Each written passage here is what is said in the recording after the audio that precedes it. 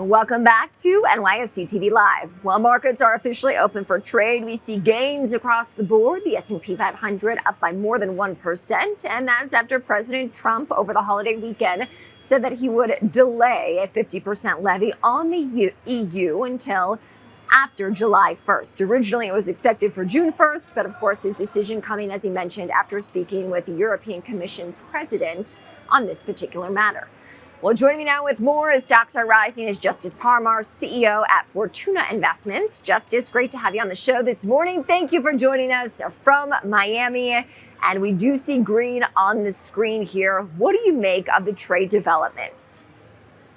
Kristen, great to see you as well this morning. And the couple things on the trade front. What I would say in the trade arena is there's going to be iterations, right? Trump's going to put the tariffs on. He's going to negotiate. This is one big grand negotiation, one reality show for the general public and the trading market to see.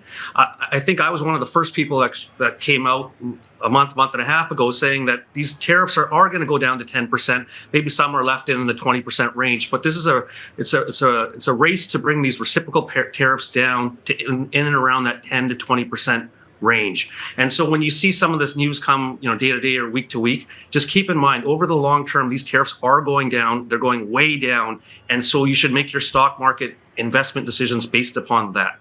Interesting. And so how are you navigating the stock market right now, Justus?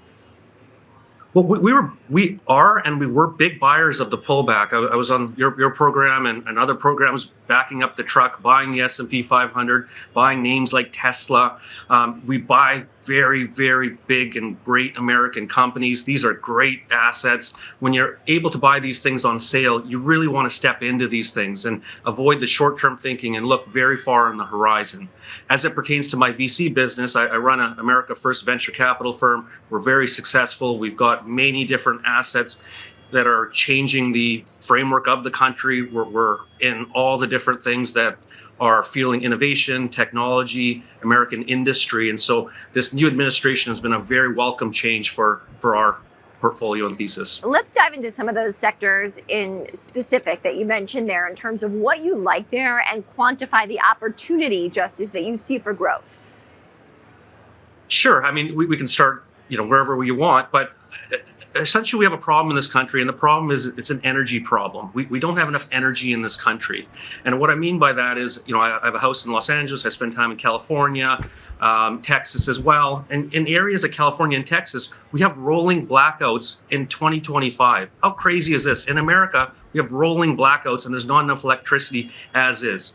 And so if you believe in AI, Kristen, and much I think like everyone does, you realize that we're short power. And so one of the things that this administration is looking to work out and work through is how do we unleash this amazing supply of energy that this country has that's been stifled for many, many decades. And so that's one of the key things that the administration is doing. It's the first thing that the president did. The first executive order when he took the White House was the energy bill, an energy crisis, a national security crisis. And so I think if we can solve for energy, we can really change a lot of things in this country, and most importantly, change the debt situation that's really starting to run out of control. How much does artificial intelligence work its way into this? We have NVIDIA, of course, reporting after the close tomorrow, and I think for many people, I'd be curious to hear your take.